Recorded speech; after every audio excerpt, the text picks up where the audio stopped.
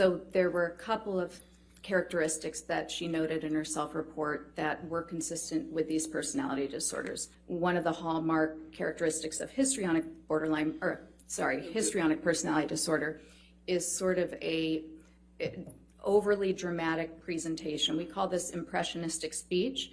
So it tends to be very flowery. It uses a lot of descriptive words like magical, wonderful, and it can go on for quite some time, and yet it really lacks any substance. So at the end, you're left wondering what was just said. In places, just countertops, walls, doors, as I mentioned. And later that evening, I found the raw meat that I had left out, the steak, all over the house. There were pieces of it. It was cut up. And he had ripped my nightgown into pieces, into shreds, and wrapped the meat up, like wrapped the steak pieces up with my nightgown.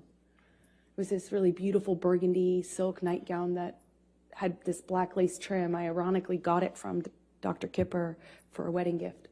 So it tends to be very flowery. It uses a lot of descriptive words. It was this really beautiful burgundy silk nightgown that had this black lace trim. I ironically got it from Dr. Kipper for a wedding gift.